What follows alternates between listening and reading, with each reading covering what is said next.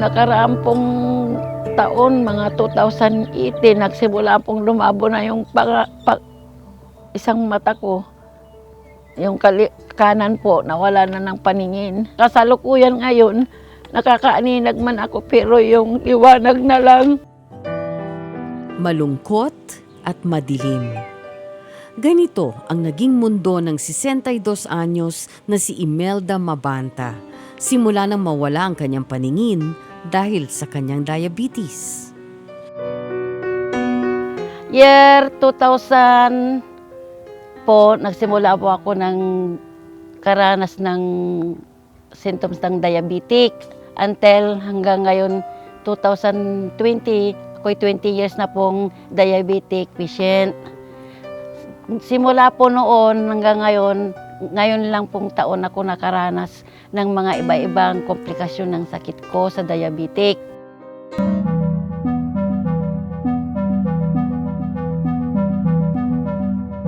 Napakadami po ng complications ng diabetes, no?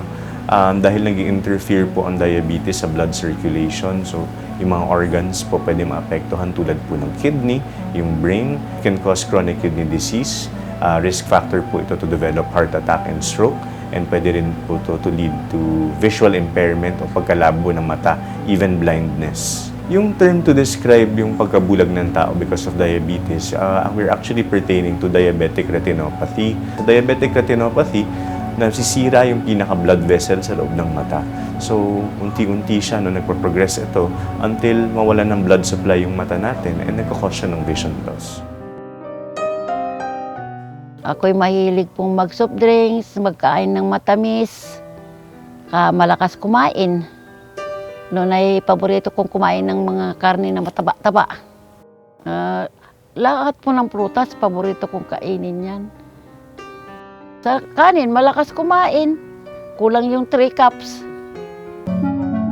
Okay, para po natin ma-prevent ang diabetic retinopathy or yung pagkabulag po gawa ng diabetes, syempre dapat controlled po ang blood sugar natin.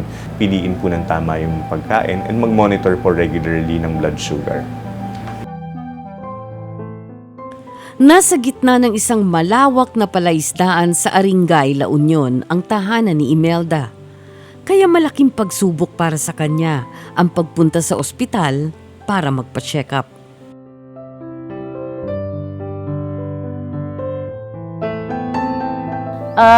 Itong kinatitirahan po naming bahay na ito ay bahay ng aking biyanan. Kami po'y nahihirapan dito kung kami po'y nagkakaroon ng biglaang sakit. Inaabot po kami ng 30 minutos para makarating lang doon sa Pangpang. Panalangin ko po sana yung lagi, kahit ganito na lang yung mata ko, yung malakas ako, na kahit papano nakakagawa din ako ng maliit lang na bagay na maisisilbi ko. Magagampanan ko ang tungkulin ko sa mga anak ko at asawa ko. Naging madilim man ang mundo ngayon ni Imelda, muli raw siyang nakaaninag ng liwanag sa tulong ng King's Herbal.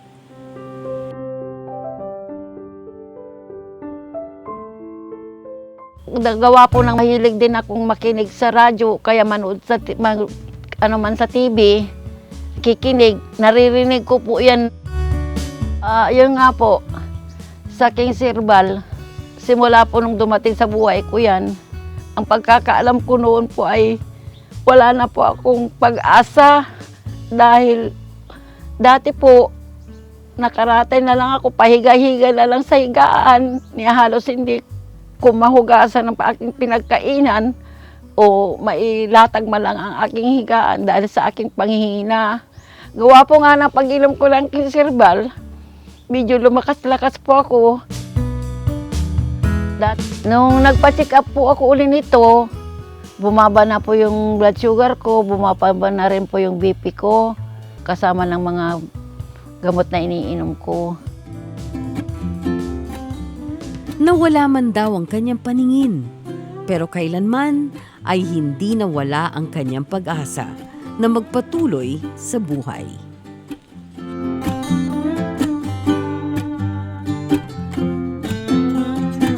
Ngayon po ay hindi ko na nararamdaman sa sarili ko na isa na akong inutil.